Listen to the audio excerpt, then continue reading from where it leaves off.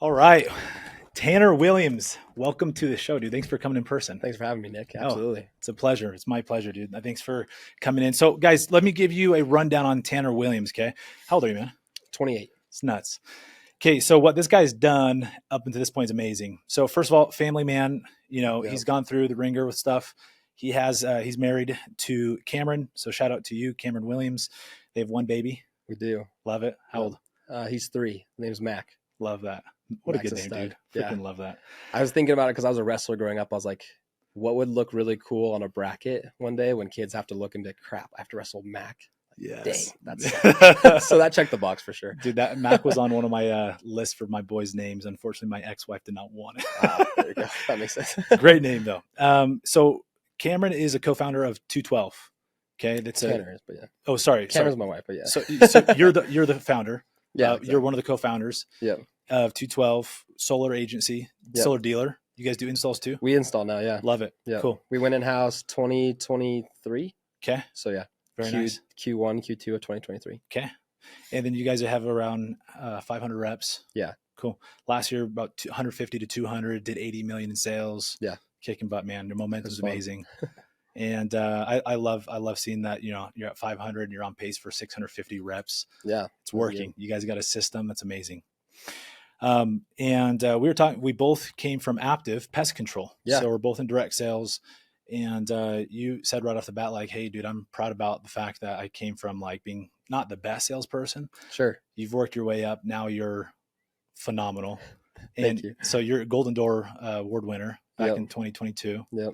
for solar. Yep. Love that.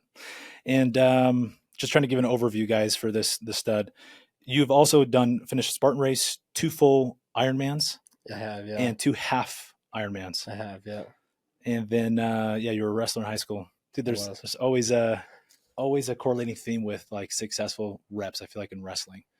I actually, do you know Mikey? Oh my gosh, Mikey Lucas. Yeah. I was on his podcast. It was like, I think it's just for Golden Door winners. Yeah. You've probably been on it, or you will be soon at least. But yeah, I was listening to a bunch of his podcasts just in preparation to be on that one. Yeah. And there were like 6 of them that were all wrestlers at one point. I was like, Look at dang. that. So yeah, Look at wrestlers that. are studs. They just have to, I mean, between like the dieting and just the mental warfare you go through as a wrestler, I think they produce warriors for sure in life. I love that, man. Yeah. I love that. Well, let's jump into it, dude.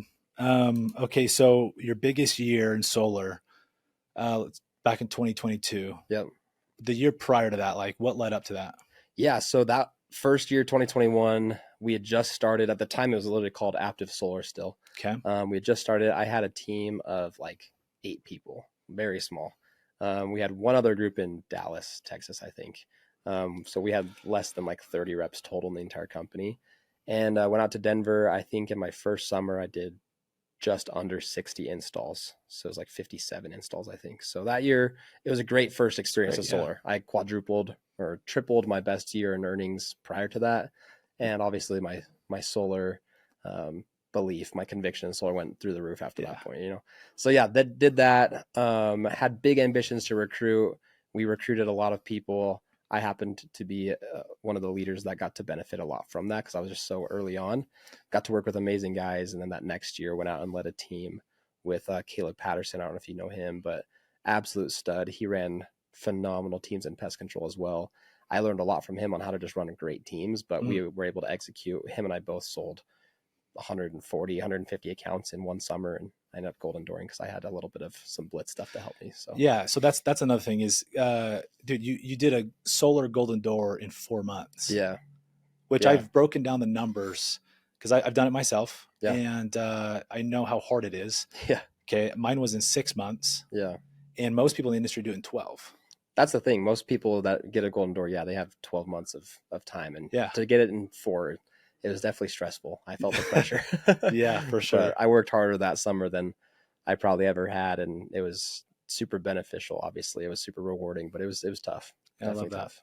So before you started managing a team, you said you had around 8 people that first summer in solar. Yeah. And you quadrupled income. What with that? Like, how much were you making? Yeah, my best summer in pest, I think I made like 140, 150. Which is great for summer sales. Yeah, I was super stoked about that. And then that next year I made like 450. Yeah. Yeah, so that was pretty cool. And then you started managing. Yeah. I think that's the way it should be. Yeah, exactly. Yeah, go prove the concept, go attract, go show what you can do, and then build. Yeah, I think a exactly. lot of guys start building, trying to build too soon, too fast. Well, I feel like you have to almost have a story that allows you to have the reputation as like, Mm, hey, I can actually manage you because I can help you accomplish your own story. yeah, And everybody's story will be a little bit different, but overall, you have to be able to help people do that. yeah, And if you don't have your own story, people don't necessarily want to work with you yet. absolutely, man. No, that's it's an amazing thing. If you go to a lot of seminars, you see the greatest speakers always have a really cool story. Not For just the sure. greatest speakers, the greatest entrepreneurs. Yeah. There's a really inspiring story behind what they're doing, and it rallies people together, Yeah. and it helps people relate. And so I think it's an amazing thing for me. Your story is really cool. So from the little I've gotten so far, I'm excited to dive more into it. But Yeah. um, you have a story of going from like, hey, being a good sales rep to like phenomenal, you Yeah. know.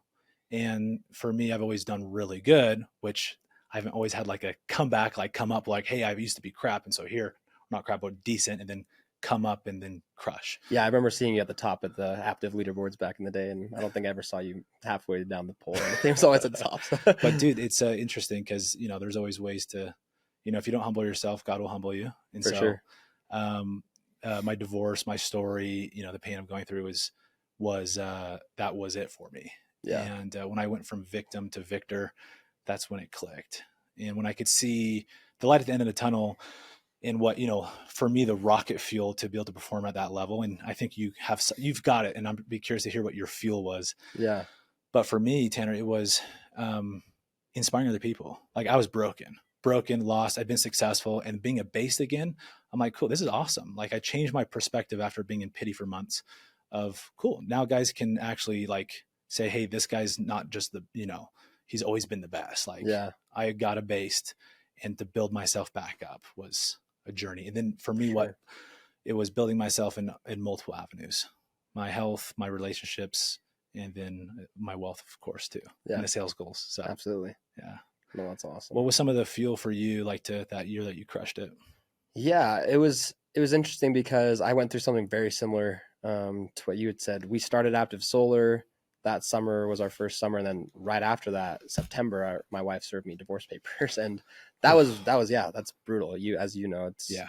that was one of those things where, um, I was coming off a pretty high income year. I felt pretty stoked that I had a great Yeah. first summer of solar. I don't know about you, but when I switched from pest to solar, I was kind of scared that I was just a one trick pony, Mhm. and that I Mm, wasn't going to be able to perform at a high level in solar. mm, And then I did. So that was like a huge confidence boost for me. I was like, yeah. okay, I can transcend just pest control, and I'm a good salesman. You know what I mean? Yeah. I'm not just a good bug salesman. So that Interesting. was I was on a pretty high confidence level at that point, and then yeah, it got a swift kick to the nuts with that, and just going through that divorce process and mediation and just trying to figure things out. It's messy. It's not fun, and we were in our first real year of starting that company, and I was a major role player within the leadership of the company, having to go to work and put your face on that everything's fine. And Yeah. most people I know didn't what even that's know I was like. going through that for months because I Yeah. was like too embarrassed to even talk about Yeah. it. Yeah. My closest friends knew, and that was about it. So that was exhausting, just really tiring. And I think I took that as a, hey, even though I'm going through something really difficult right now, most people would maybe use this as an excuse Mm, to, hey, I just can't do this. And I'm not saying that, you're weak if you took your right. foot off the gas during a really hard time of life. But for me, it was just, hey, I want to do the opposite. And maybe that was a way of coping for me too, was get lost in something that I can really be passionate about. And yeah, I just went all in on that. And I was like, well, I'm going to make this the best comeback story ever. And I'm going to try to be the best dad. I'm going to try to have a great co-parenting relationship with Nice. her, all these things. And I'm going to try to do life well. And there were a lot of things that I didn't do well during that time. Don't get Yeah. me wrong. But at the end of the day, I think I had just this burning passion to go do even more, despite everything I had been thrown. You know what I mean? Yeah. And so yeah, that was my motivation. And then we ended up before the summer, we ended up working things out and actually getting back together. And she was amazing. Like I think that her ability to see past all the problems that our relationship had gone through over that nasty time and still want to work things out, like really humbled me, and we just made it work. And our marriage hasn't been perfect, but it's been amazing, and it's been one of the best, most proudest things I am. Or sorry, it's been one of the things I'm most proud of Yeah. in my life, just because obviously it's hard. Marriage is hard, and Yeah, so absolutely. anyway, being able to have all that fuel, like, hey, I'm going to go dominate and work, but then having her support as well, because then we got back together, we were married, we were back together during the summer. I was almost untouchable at that point. Yeah. Like Was that the year getting you a golden got, door was done. was that the 2022? That was 2022. Yeah. And so you'd done that after you guys got back together? Yeah. So Yeah. we were divorced, or separated, working our way towards divorce the entire off season of solar, Yeah. recruiting, all that fun stuff, and then we got back together right before the summer, and then that just catapulted into massive success. I don't know if I would have been able to do a golden door having been separated. Yeah. Maybe I could have. I don't know. And maybe you could have, but at what cost? Exactly. I wouldn't have seen my kid ever, probably, stuff like that. Yeah, So. it's amazing when you can do those feats, but then still grow in other areas of the life. Yeah. And dude, it's the partner of somebody that's in the pursuit of excellence, like being a partner, and it goes both ways. Like there's a superpower that you're endowed with when you're all in together. Yeah. Like you mentioned untouchable, Yeah. like it was already done. Yeah. And I feel like when somebody's bought into you and they believe in you at that level, especially your one, Yeah. it's amazing. There's a distinct advantage, your confidence, you're radiating. Doesn't mean everything's perfect, Sure. right? But there's I feel like every man's superpower is the woman behind him. Absolutely. So absolutely. props to Cameron. Yeah. No, she's a freaking you. stud. Yeah. No, she helps me a lot. So thank you. Yeah, man, that's awesome. Well, that you mentioned the transcending pest control industry. Yeah. I feel like that's a limiting belief that people get into one sales job and maybe they figure it out, especially like an easier one like pest control. Sure. And they're just like, I'm really good at selling pests. Yeah. So how'd you break that? Did you just take the plunge? Like, what was it like? Yeah, there was there was a couple things that led up to it. I think number one, I had an immense amount of conviction in solar, and I thought it was an amazing product.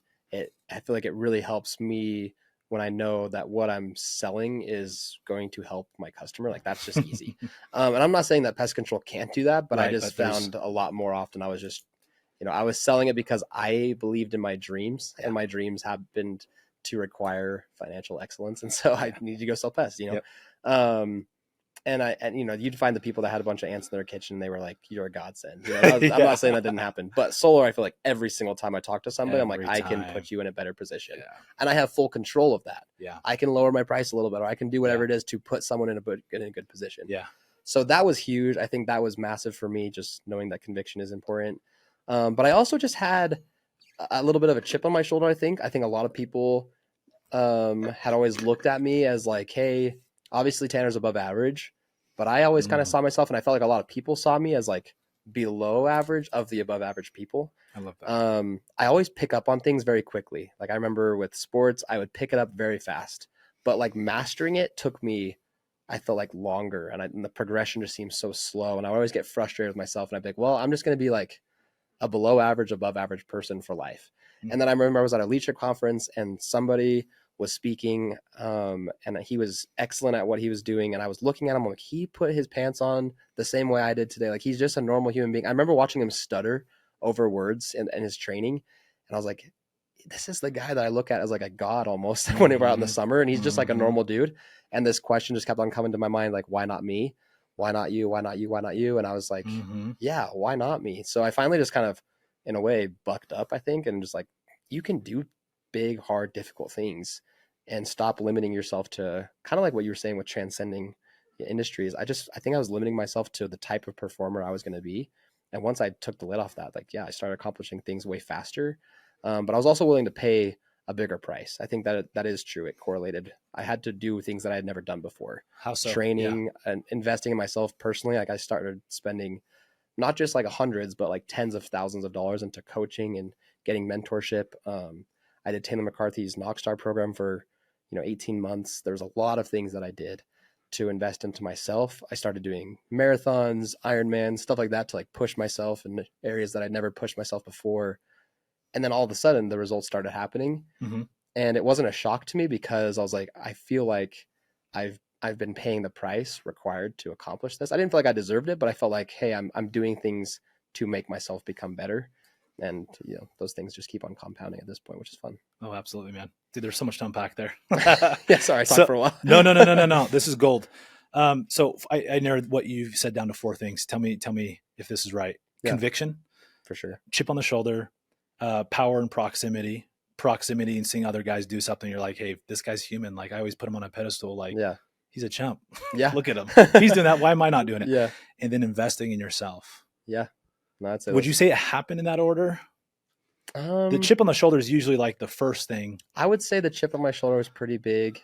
It came from I feel like it came from the proximity, the power of proximity, because I was surrounding myself with people, or I just, I mean, I didn't even purposely surround myself with more people. I just found myself around people that I was very impressed by all the time. Yeah. But I put them at a level of like, oh, I can't do that though. They're another level. I mean? Yeah. I'm just Tanner and they're Nick, and then, but that led to the chip on my shoulder, I think, of being like, well, no, I could do that. How many years was that like that you were kind of in that phase of just performing like high, but not like top level? Yeah, like 4 years, I think. So that's interesting to me. Because my rookie year, I did 70 accounts in like 3 weeks. I only sold for 3 weeks my first year because I got back from my mission like halfway through the summer, things like that. Which is really 70 good. accounts in 3 weeks, and people were like telling me, oh, that was amazing. And I was like, cool. And then, in my next couple of years, I was always like a high performer on my teams. But yeah, like I wasn't competing with Nick, I wasn't outselling you guys. So yeah. That's awesome. So, but what I'm infatuated with is like it took a couple of years before he just popped off. Yeah. Well, it actually took me 2 years from like the first time that I had that thought of like, why not me? Yeah. I still sold 1 more year of pest control. I still sold 1 more summer of solar before I got my golden door. So like that even took me 2 years to get to like really believe it. You know what I mean? Yeah. So if you go back, how old were you back then? Like what, 23-ish? Yeah.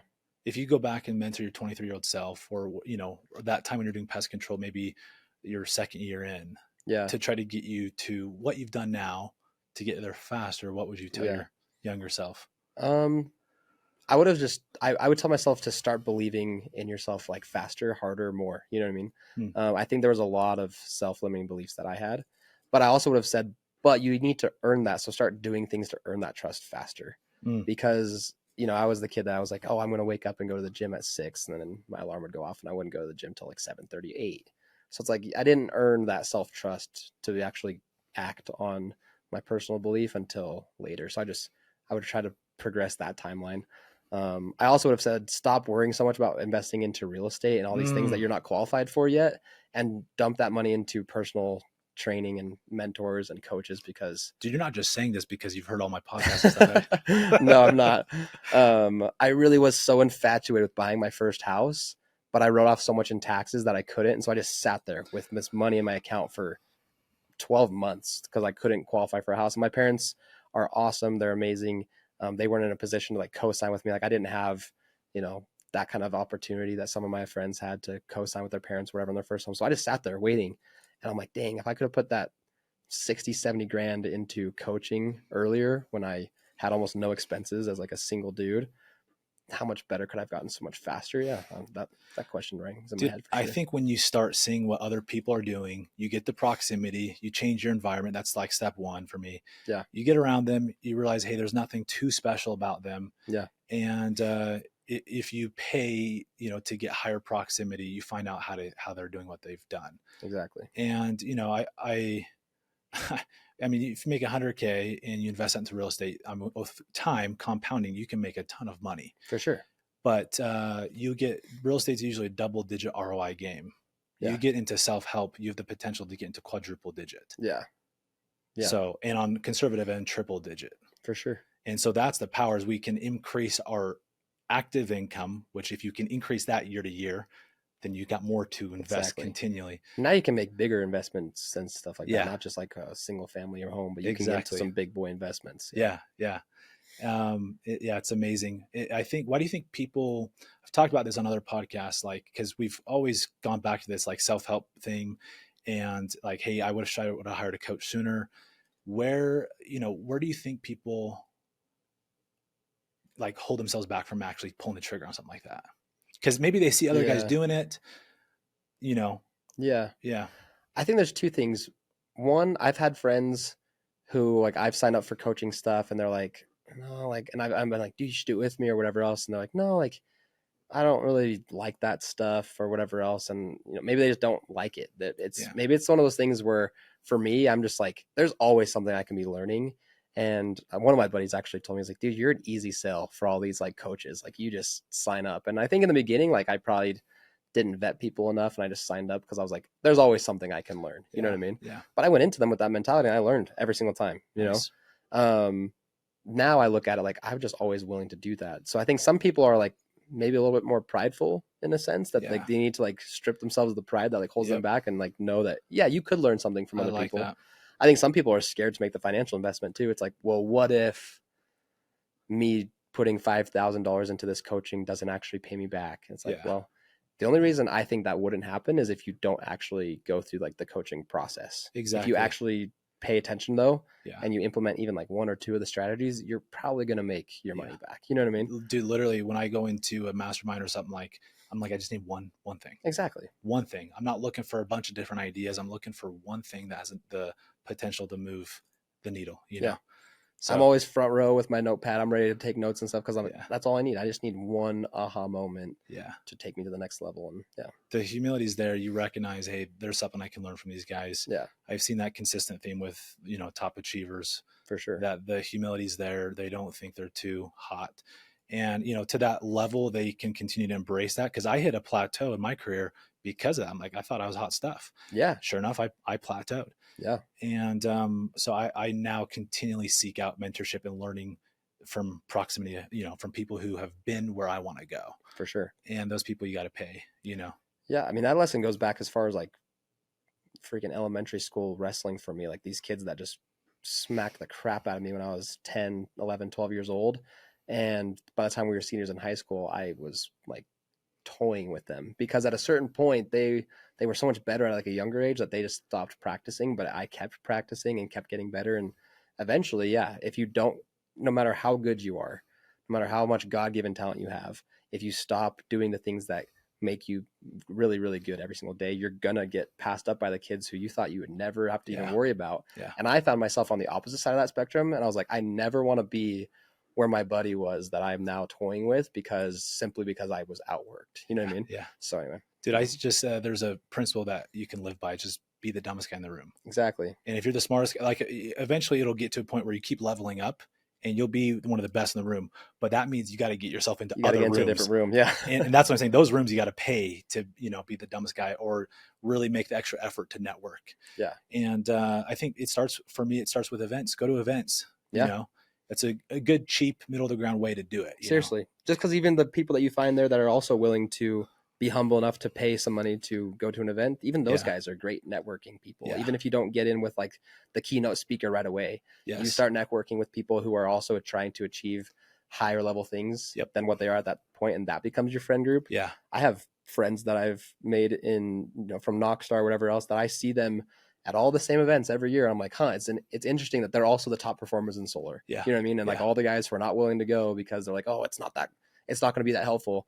They're still not there and they're still not making the money that they want to make. And they're still not in the position that they want to be in because it's just interesting, you know, it is, even just like a $300 event that you can go to. And they're like not willing to do it. And so they stay where they're at. Yeah. Stay locked in so there's a number in my mind. It's usually $250,000. If you're making less than 250K, you should not be trying to acquire new skill sets like real estate investing or day trading, because it's going to distract you. Sure. If your main source of income is what you're passionate about and you see the trajectory and you know people are doing well at it and you know the potential's there and you're making less than $250,000, I think you should go all in on mastering that skill, get up to that level. Then once you're there, then you can start entertaining other opportunities for yourself. Sure. Yeah. Would you agree with that? I would agree. I think you can even probably go higher because I think $250,000 is like baseline. $250,000 is not that much money anymore. That much money, it's actually really sad because back in the day when I was like 20, I was like, dude, if I one day make $250,000, I have made it. You know? I know, right? And now I'm like, frick. Yeah, it's not enough. It's not even enough. It's not that much money. So anyway, no, I think that's good though for sure. Like there's I think it's Alex Hormozy always talks about it. Yeah. I mean, a lot of people talk about it. Yeah. If you can get really good at what you're doing and just go all in on one thing, Stay you niche. can get to $1 million Yeah. of earnings, and then you can start, diversifying and things like Exactly. that. But Yeah. yeah, get really freaking good at a skill that is, and if it's transferable, then even better, right? Because Yeah. now you don't even have to learn a bunch of new skills. You can just go apply it to different avenues and still make great money. Yeah. I love But no, that, I Tanner. think that's smart. Dude, you mentioned like belief in self. Like if you go back and mentor yourself, like believing yourself more. So obviously talking about personal development, that's a way to help with that. Yeah. For me, I'll just kind of ramble here, then tell me your thoughts on this, and Yeah. then how you think you can increase your self-belief, and how you would coach yourself back then. But for me, I see guys set huge targets, which I love, but then fall short. Like let's say the goal's 500,000, they make 250K. Right. Versus a guy who sets a goal for 250K and then smashes 250K. Right. They hit the same target, but there's a difference between the two and where they're going in my book. Yeah. Because when the other guy, the second guy says, I'm going to go do 350K, he believes he's going to do it. Right. When he says he's going to go run a Ironman, he believes he's going to do it. Or the other guy, he may set a big target, it might be super big, but he'll still fall short. Yeah. What do you think about that? Yeah, I think there's a lot of people that, for lack of a better term, it's just a dick measuring contest where they're like, I just want to say that my goal is really big too. You know what I mean? If your goal is genuinely $500,000, you're going to do the things necessary to become a $500,000 earner. And that's where I feel like you start making your goals. Yeah. I think Andy Holmes talks about that all the time, and I love that. Andy's got some good nuggets there. Like, become a Golden Door winner before you ever win a Golden Door. Yeah. And then you'll actually hit it, right? Yep. If I know that my goal is to make $500,000, but I just said it because Nick's goal was to make $1 million and I don't want to look like a freaking pansy or something, then, it's not actually my goal. And I just need to be honest with myself. Yeah. I think half the time people can scrap the shitty goals that they make by just not having to compare themselves to other people and make a goal that's true to themselves. Part of that is making it an identity based. Exactly. If you can attach who you like want to be versus like make $500,000. Yeah. Golden Door winner. That's identity based. Exactly. It's easier for you to walk into that because you can focus on the process to get there, not just the prize. Exactly. Yep. Yeah. No, that's money. If you become that type of person, if I had a goal to become a Golden Door, which I did, I was like, well, what are the Golden Door winners doing? And they were working harder than I was for sure. So I was like, well, okay, I need to start working Golden Door hours. I was always telling my wife that. Like, she'd get not mad, but she'd be like, dang, I really wish you weren't getting home at 11 every night. Like, the Golden Door hours, man. I got to get home at, I got to get those 9 o'clock appointments because they're always going to sit. Yep. And they're always easier sales because they're the ones that never get found. So I'm gonna go to every 9 o'clock meeting, and if that means I don't get out of that house till 10:30 and I don't get home till 11, like, that's just the price that I'm willing to pay right now. Right? Nice. Whereas in the past, I was like, 8:30, I should go home, get dinner with the wife. You know what I mean? Yeah. So it's an interesting perspective. You could see those as like low hanging fruit with that perspective. Yeah, exactly. I like that. That's what it was. Yeah. That's awesome, man. And then, that investing in yourself is awesome. I love that. Don't worry, don't chase the distractions of like investing in real estate and stuff. I think a lot of guys fall in that, that bucket. Yeah. It's not a bad thing. It's a phenomenal thing. True wealth is built through real estate and investing. That's absolutely the game. But a lot of the very wealthy people that have built those empires also make more than, and they had years in their career making well over $500,000. Well, and there's so many ways, like buy your first FHA, first time home buyer home. Absolutely. Get into the easy, low hanging fruit investments. Don't be dumb, but at the same time, people get so transfixed on, I want to buy this fourplex and whatever else, and then they don't actually get better at selling. Yeah, it's like, well, if you just got your active income to the point to where you could buy that fourplex easier, then that'd be that's the easier way to do it. Yeah, it's actually going to serve you more long term too. Well, dude, the other thing too is in the process of investing in yourself like that, you're learning other things that are going to grow you. Exactly. And that if you go back and mentor yourself, you say, hey, like I would increase my self-belief, And for me, what I talk about like setting the target and hitting it is because internal, there's this dialogue saying, I do what I set my mind to. I hit my goals. And that guy's unstoppable. For sure. And when you do that repeatedly, you don't have to say anything to people. People know, okay, this person's different. Yeah. And that's how you attract people, which is how you build businesses, which you can also speak for. Yeah. You have to do it. You have to say what you're going to do, and then you have to actually do it. Yeah. And I think that's one of the biggest things that I have learned about self-belief for me was hitting accomplishments and stuff like that was definitely helpful to boost my confidence. But waking up at the time that I told myself I was going to wake up, like people say, I think there's like I think Alex even talks about it. Like, you don't have to wake up at 5 to be successful. Yeah. You just have to do what you say you're going to There do. you go. Because that's where you start to build Yeah. the confidence. And, Yep. I learned that, way, way, way young. I just didn't really start acting on it as much until I wanted to get serious about my Yeah. goals. So, Dude, a lot of people, will blame people around them for not being bought into them, their yeah, goals and what they're striving to do. They just say, hey, if I just had more support, if I had more training, right. dude, if you would believe in yourself more, take more action, you'll get more. Yeah. And I'm a like laser focused on that principle, like attract instead of chasing. For sure. If you want more, become more. And part of building that self-belief is just whatever your target is, just hit it. If your spouse isn't bought into you, why would she or why would he if you don't do what you say you're going to do? Yeah. Hey, I'm going to make 6 figures and you make 90K. Dude, you fell short. Right. So I think the following through on commitments it's part of character, Yeah. and there's self-confidence, which we always portray confidence as salespeople, but true, like the next level is understanding your self-worth. And that comes rooted from, hey, when I tell myself I'm going to do something, I do it, Yeah. and if you fall short of targets, I also not shaming yourself, like just accept it, own it, but then commit to something you can do and then raise the bar. Yeah. I remember when I did a lot of accounts at Pest at Aptive, I had guys come in and say, hey, dude, I want to do like 500.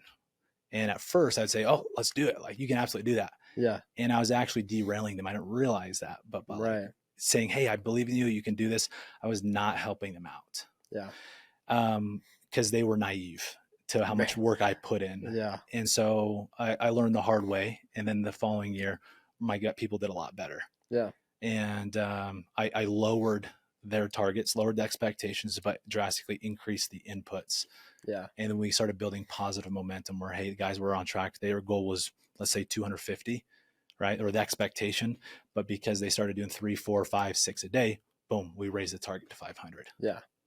No, it's so much better for probably the mental health as well Yeah. of people. Yeah. But no, I think that's money. I think I've seen a couple examples where they had these super ambitious goals and people like, yeah, like the rah culture of sales sometimes like, yeah, you can do it. You can do anything. And it almost is a disservice to them if they're not actually teaching them the exact steps of how to do it and asking them, are they okay with that? Yep. I do this thing with my teams actually every year where I try to have them set the standards for their own team, right? Because if they've set it, now I can hold them accountable to their own standards. Yep. Co-creation. And exactly. And so I'll ask them, what their goals are, things like that. And every year, instead of saying, cool, yeah, we can absolutely 1000% do this, I say, sweet, that's a very lofty goal. I want to be very real with all of you right now. Like that's not easy at all. And what it's going to take is this.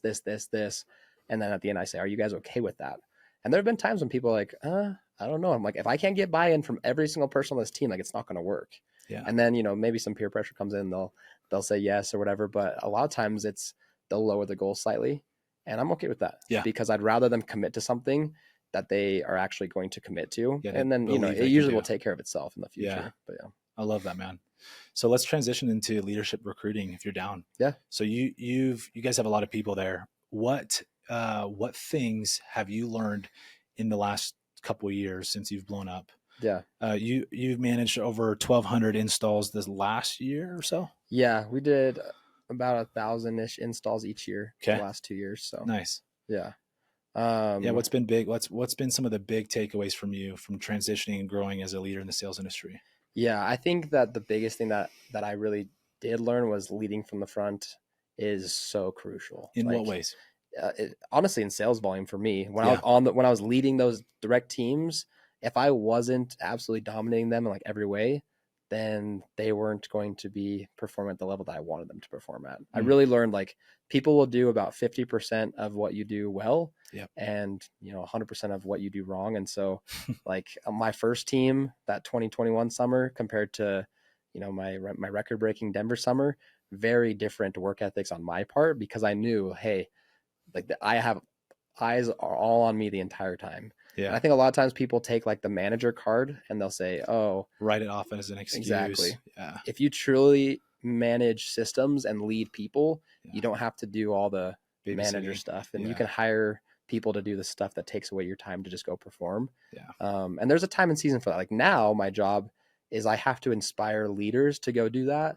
And I can't just like, my time is not best spent running like one singular team anymore, you know, but in that time it definitely was. And so that was huge. I always kind of took the manager card in pest control. I think, oh, I have to do this today. And so that's going to take time off the doors and whatever else. And like my team's performance would drop. But when I went and got a golden door, all the people went up in performance. And then the next year we had like 10 people sell over 100 accounts in a summer.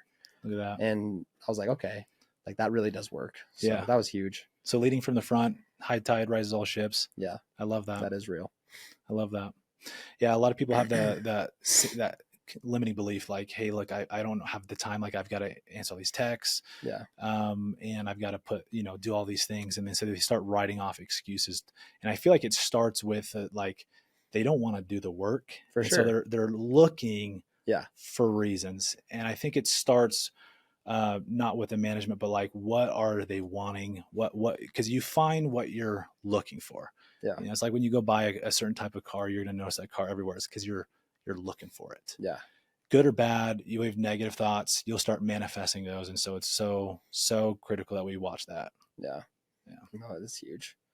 One other thing about leadership that I feel like I actually kind of took this more from, I feel like Kobe in a way, but it was just more getting people more bought in on the processes, regardless of the outcome. Nice. And I think Vess actually talks about staying in the middle all the time. Like that was one thing that I remember learning my very first summer from Vess, and every year he would talk about staying in the middle. And I remember too high, not getting too low. Exactly. Yeah. And then Kobe would always talk about like, there's two types of winners. There's the winner that hates losing. There's the winner that loves winning, and both of them are bad. Because the guy who loves winning, like deep down, he fears losing. And if you're just playing out of fear of loss, then like good luck. And then anyway, you know where I'm going with that, but you can watch Kobe and how he played, and that's really is how he played. Yeah. And then being able to apply that to like a team where kids are selling 5 one day and their teammates selling 0, their car partners selling 0. And like, the mental warfare of door to door is ruthless on these kids. And they're 21, 22. They're just fighting tooth and nail sometimes out there, and helping them really buy into the, hey, get married to the process and divorce the results. I feel like that's one of the best leadership things that you can do, is really instill that belief into people, because you can talk about it, but really instilling that is huge. It's one of our core values. It's how big it is for me. That also goes to not just like how you conduct your work and your expectations and goals, but also how you sell. Yeah. If you're married to getting a sale, that's not good. You become manipulative. You're going to get down when they don't buy. Like no matter how good you are with people, you're not going to force people to buy. Exactly. And so to some extent, you got to be married to the results the process, not the results. Yeah. Do not be married to the results, guys. That is a recipe for disaster. And it's interesting when you think about it, because it's like, well, results are the goals. Like I want to do X, I want to perform X. But remember what we said about the identity-based goal. If you have an identity-based goal, your likelihood of achieving it goes through the roof. Exactly. Especially if you have a plan in action. And so the process, like the prize looks like you're out of control. Like you don't get a sale, you're at the low of the solar coaster, right? In our industry. And the way, also for the high achiever, you make 30,000 in a day. Right. It's cool. On to the next day. In fact, for me, I'm feeling, I get hard on myself thinking I didn't knock enough today. Yeah. Tomorrow's going to be dry after making 30 grand in a day. Yeah. And I stay in that lane. And part of what helped me, I don't know about you, so this is what made it easier, was the pain of other stuff. And, having chips on my shoulder, things like that. And being married to the process and who I was becoming made it easy for me to just put the results to the side. For sure. Yeah. I actually found that my summer where I was performing at the highest level and reaching Golden Door, like half the time I didn't really even know where I was at as far as like on the scoreboard until at the end of the week, just because I was so fixated on the next, what's next? Meaning like I was not worried about the outcome of whatever interaction I just had, because it was just on to the next one. Yeah. Right. And I remember I was up against our other team leader. His name's Caleb. I mentioned him earlier. Yeah. We both sold 17 accounts in like 3 days, and neither of us knew what was going on as far as each other's performance, because we were so locked in. Yeah. And our team watched that and they were like, dang, that was crazy. And our That's team's cool. production just went through the roof after that because Look at yeah, that. when you're so married to like just, hey, I want to become this type of person and this type Yeah. of performer, you're able to really buy into that and actually put all the distractions aside, which is that roller coaster that Yeah. so many people just, they quit solar, they quit door to door, they quit sales in general because they can't handle that ride, which Yeah. you don't have to ride it. You can step off that ride. Yeah. It's so true, man. You can step off the ride. I love that. Yeah. Staying in the middle. That's gold. Huge. Um, the expectations too with like when you get married to the result, there's a lot of problems with that. And I don't know why this happens to so many reps, but you really have to have this like etched in your soul, like to go after it and know your KPIs, your stats. Like, yeah, I mean, we talk about this in sales, like being in control of the conversation through asking questions is what you want, Yeah. right? Who has the control usually gets, it Yeah. determines whether or not you get the sale or not. Right. And it's the same with, our life in sales in the sales profession, where if you are just going for the highs of the sale, you're like, hey, we set a goal to sell X amount in a day or X amount in a week. You can have that. But Yeah. dude, for me, I don't know about you. I will actually only set targets based on input based actions. Yeah. So I'll set like a weekly target, but for the day, for my day goals, I almost never set an outcome based Yeah. target. Yeah. It's You all input. can't. Yeah, I mean, you can to a you certain can, but extent, but it the doesn't drive the same result yeah, I think the magic between the difference in why one performs better is consistency. for sure. It's because I can go home at getting 0 and still feel like a winner Yeah. because I followed the process. I know if I follow the process long enough, even at a lower level of Right. talent, I'm still going to win. Yeah. Yeah. Because time will always be on your side in a way. Right. Yeah. No, I think that's huge because so many people will like look at their goal. I remember there's an example of this kid that was like, I want to do 900 as a rookie. And so he broke it down to like, all right, I need to get this many every day. And then obviously he was not performing at that level every day. So Yep. he's like, He well, now bailed I have out. to do 20 every day. And I'm like, oh, dude, Yeah. come on. Then it's just like this mountain. Like he's Yeah. looking at Everest saying this is impossible. Yeah. But if Yeah. you actually match about, hey, all I have to do is match X inputs every day. Yep. For me, it was like I need to wake up and I gotta get some exercise in so my body's ready to rock. And then my goal was I need to get 6 doors in between every appointment because Nice. that will Yeah. make sure that I'm actually doing my job of trying to get some self gens as well, Yeah. leading from the front, getting some Yeah. appointments, getting some bills. And so I just really stuck to that. Yeah. And that was my way of knowing if I was winning or losing on the day as far as Yeah. like, hey, what are Tanner's outputs? Yeah. Sorry, what are Tanner's inputs and what are they going to lead to? And yeah, that was huge. So I learned that from Mike O'Donnell because I think his was like, I want to Yeah, get one same. no or whatever. Yeah. So I was like, well, I'll just knock 6 doors at least around every appointment. Yep. And now I teach that to all the guys. And yeah, like the people who do that, they have 15 to 20 self gens per summer, even if they're a 100 level sales rep. Yeah. Because you're naturally going to find that. You Yeah. know? And that's a huge skill. So yeah, no, input based goals, so important because they're the only things you can actually control. Yeah. Which means, you being in control means you go into something setting a target and you have belief that you're going to do it and you actually do. Exactly. And which transcends to other aspects of life. That's awesome, Dan. That's gold. What you said, that is, I was doing 30 months self-genning in solar here in Utah. And this was exactly how I did it. Was I so much believed in this like act of input that I would show up late to appointments. I'm like, even if I got to an appointment, I was like 5-10 minutes late. Yeah. I would still go knock and to get the input to train my mind, the muscle to go get the rejection and then just play the game. Yeah. And, it's interesting because of that, I actually completely changed how I scheduled appointments with prospects. So instead of saying, hey, I'm going to be here at 2:30 p.m., I said, hey, you're going to be lucky if I show up sometime between 2:30 and 4. Can't guarantee it. See, the dynamic is so different. Yeah.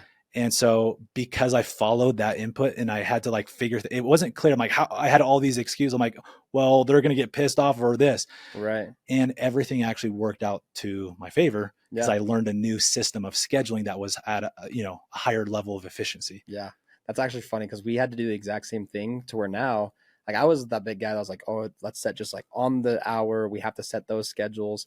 And then we ended up doing it to where, like I'm going to be here sometime between 6 and 7. Like I have an arrival window of an hour because that's just the way my job is. And that actually allowed us to, like you said, work at a higher level of efficiency and not have those customers that do occasionally get pissed off and not hear Yeah. you out anymore because you were 5 minutes late or whatever. Yeah. And now I'm truly the professional, always in charge. Yep. I'm the guy, like they're making time for me to come to It their house sets between it an sets hour. the stage. Exactly. Yeah. The like I love that though. us setting the appointments that way too, man. Like you could send in another rep, and there's a distinct advantage between that time frame appointment versus I'm going to be here at X time. Exactly. And a lot of people say, well, be punctual. I'm all for it. I'm all for it. Yeah. But if you set the expectation of flexibility up front because you're in high demand, yeah, dude, it's a different story. For sure. And the customer is like, oh crap, I'm dealing with, like the guy I'm dealing with is legit. Yeah. You know? Yeah. No, I actually love that. That's funny. Yeah. I've actually got a lot of like grief, or I've had people push back on that idea, and so I love that you did it too. Yeah. It's weird. You got two golden door winners do it. You might want to try it. But. Yep. You got my thumbs up, man. Absolutely. They give you crap about alcohol. I love that. I love it, Tanner. Dude, anything else that we should throw in that you want the audience to hear? Just in general? Yeah. This has been awesome. Yeah, this has been really good. No, I just feel like, there's enough people out there that I think with like the way social media is right now, you have access to watch very successful people every day. Mm-hmm. And like, I'll laugh. Some days I'll find that my Instagram feed or whatever is less productive than others, but some days it'll just be like, I'm like these guys are all just multi-million-dollar entrepreneurs that are pulling up on my screen. And I'll find myself in this sense of like, I am not there yet, and like almost getting down on myself. And I think that's totally fine. Like, I just listened to Wes Pearson with Casey Baugh on their podcast, and I love it because Wes is worth, dude, so much money. And he's, for a lot of us, we look at him like, dude, that guy has made it. He's like a bishop, executive, worth tens of millions of dollars. He's going to be worth a lot more than that probably pretty soon, all this stuff. And I'm like, dude, he's him in a way. And he's like, yeah, like I just feel like I haven't made it. And I'm like, frick, dude. It's like everybody feels that way. And I think everybody feels inadequate. Yeah. Even the guys that you're watching on social media that look like they have it all. They all have that. It's imposter syndrome. Yeah, exactly. We all feel that inadequacy. And the only difference between you and like the person that you're watching on Instagram or the person in your life that's like made it in quotes is their ability to take action and say something about it. So many people sit there feeling inadequate and then they just don't do anything about it. It's like, that's one thing that I feel like I really have learned over the last 4 years, especially taking that transition into solar and helping start a company, is I felt very inadequate. I had no track record. I didn't have near the resume that even someone like you would have had 4 years ago. And I was able to take those cards and play a pretty good hand, but it's because I just stayed in the game long enough. Yeah. And look at that, dude. Now you're in some ways ahead of me. Look at that. But that's pretty sweet. It's been fun. That's awesome, Tanner. So just stay in the game and start playing. Well said, dude. Well said. Yeah. Just take action, dive in. There's never going to be a perfect time or perfect moment. There's the perfect opportunity is never going to come. You just got to create it. You got to go, and it's going to be uncomfortable. So this is something I do within our company and our culture, is doing uncomfortable things. Yeah. Because on the other side of uncomfortable and difficult are the greatest rewards. Yeah.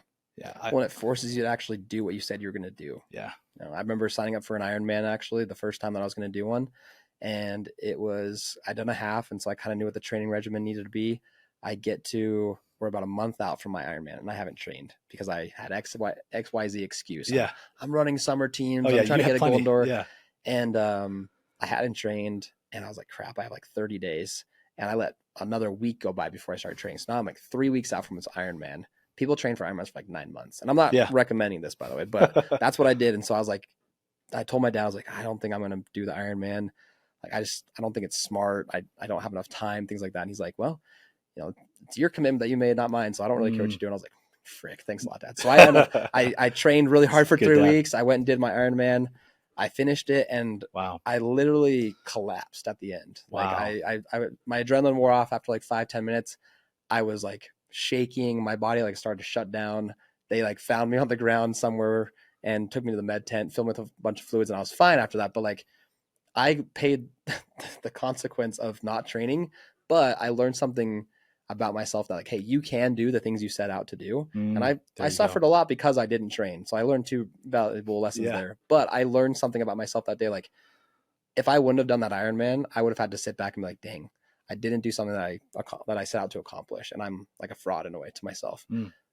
And like I said, I suffered big. I threw up. I kind of like probably even pooped my pants a little bit. All that nasty stuff about the Ironman. But I can now look back and say, like, I do difficult Hard things. things, My yeah. name's Tanner Williams, and I finish what I say I'm going to finish, and I do what I say Nice. I'm going to do.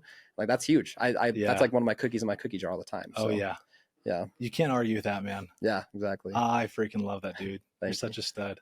Thanks, man. Thanks for coming on the show. Absolutely. Thanks Really for having me. appreciate It's been it. super fun. Oh, the audience is lucky to be able to listen to you. Where can they find you on social media? What's your handle on Instagram? Yeah, it's it's the Tanner.Williams. Okay, So, perfect. fun The stuff. Tanner.Williams. Yep. Love it. Thank you. Thanks, Guys, man. go give him a follow. Check him out. Yeah, absolutely. Thanks, Thanks, Nick. brother. Appreciate it. Appreciate you.